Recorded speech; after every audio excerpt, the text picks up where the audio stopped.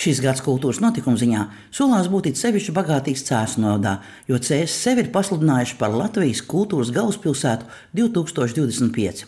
Kultūras dzīve Cēsīs vienmēr ir bijusi aktīva, bet kāpēc tad ir vēlme šo latiņu pacelt vēl augstāk? Tad, kad mēs zaudējām godpilnu Liepājai Eiropas kultūras galvaspilsētas statusu, tad mēs domājam, ko ar visu to sastrādāto, ar visām tām idejām, ar arī tādu iedzīvotāju atbalstu, ko lai iesāku.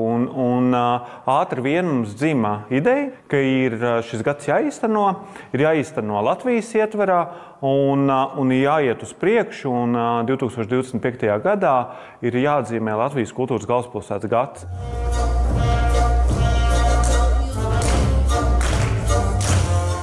Latvijas kultūras galvaspilsētas norisēs iesaistīsies ne tikai pati Cēsu pilsēta, bet arī viss novads. Un, lai īstenot šo titulu, gatavošanās un pirmie pasākumi sākušies arī Piebalgā. Un šogad paralēli jau tradicionālajiem pasākumiem būs arī jaunumi.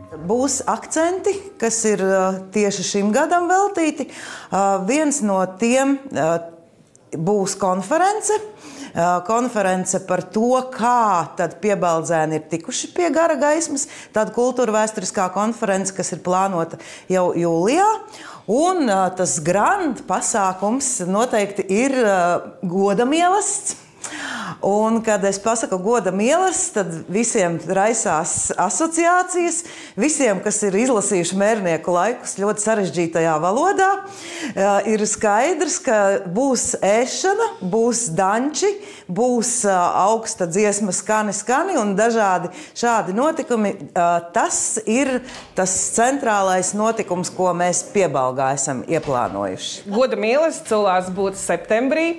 Un, kā sacīt, jāsaka, tai goda mielasts apvienosies organizēšanā Piebaldzēni no viena gala līdz otram galam sanāks kopā, lai radītu vienu tādu pamatīgi labu notikumu gan miesai, gan dvēselē. Bet runājot, ka tas nebūs tikai kā viens no galvenajiem notikumiem goda mielasts Piebalgā, varu pastāstīt arī to, ka visu gadu arī būs koncerti veltīti Emīla Dārziņa jubilejai šī gada. Emīlam Dārziņam nākamajā gadā 150, un tas arī ir viens no ļoti būtiskiem akcentiem, tādēļ, ka Emīls Dārziņš ir piebaldzēns pirmkārt, un tikai pēc tam mūsu visu latviešu ģēnijs. Pasākumu Cēsu novadā būs visa gada garumā, un ar kultūras notikumiem it sevišķi bagāta būs vasaras sezona. Viens no lielākajiem mūsu pašu veidotajiem pasākumiem ir Lieluzodums māls, kur tiek iesaistīti mūsu amatieru dejotāji un dziedātāji, kas notiks Žagarkalnā, kur tiek paredzēta īpaša režija šim pasākumam. Tas ir viens no tādiem lielākajiem pasākumiem. Vēl pat esam izsludinājuši Latvijas koru un ansambļu konkursu un aicinām Latvijas korus un ansambļus piedalīties šajā konkursā.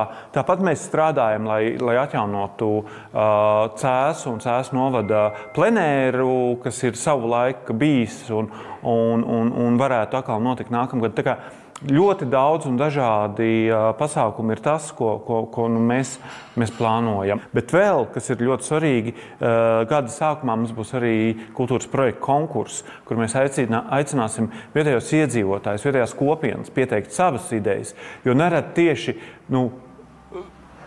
vietējais cilvēks vislabāk spēj uztaustīt vai piedāvāt arī to pasākumu formātu, kas viņiem der, kas viņu vietējai kopienai ir vajadzīgs. Tā kā arī mēs ceram šādā veidā vēl uzrunāt cilvēkus. Jā, bet kā ir ar finansiālo pusi, lai rīkot tik vērienīgu pasākumu klāstu, jo pašvaldībām šis jau nav vieglākais laiks. Mēs šo finansējumu esam sadalījuši tādās vairākos lielos blokos. Ir ārējais finansējums, mēs strādājam joprojām pie projektu finansējuma piesaistes, ir jau esošais budžets, kas ir kultūrai pašvaldības finansējums.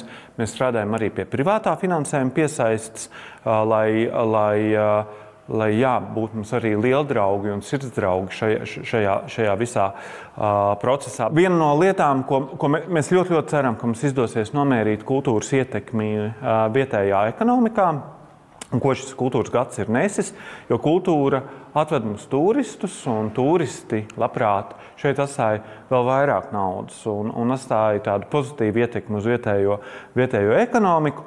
Mēs domājam un ceram, ka šis ir arī ne tikai kultūras projekts, bet šis ir arī ekonomikas projekts.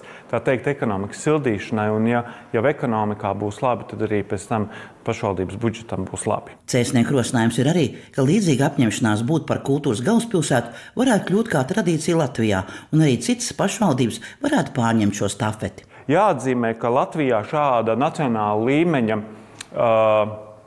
aktivitāte vai iniciatīva mums nav. Ir, piemēram, Lietuvā, ir Lietuvas kultūras galvaspilsētas, bet tas, ko mēs ar kultūras ministriju esam runājuši, ka mūsuprāt Latvijā arī būtu kaut kas ieviešams. Šī ideja būtu jāturpina, un kā jau es minēju, mums ir bijušas sarunas ar kultūras ministriju, ka tas kauss būtu tālāk nododams citām pašvaldībām. Varbūt ne katru gadu, varbūt cikliski, reizi 2 gados vai reizi 3 gados, jo šī gada sagatavošana prasa arī zinām laiku un tās ideju aktivizēšana prasa zinām laiku. Bet mēs kaut kā ļoti dziļi ticam, ka tas nestu Latvijai, kopumā Latvijas reģioniem, Latvijas pašvaldībām ļoti labi iespēju sev parādīt un prezentēt, aktivizēt iedzīvotājus.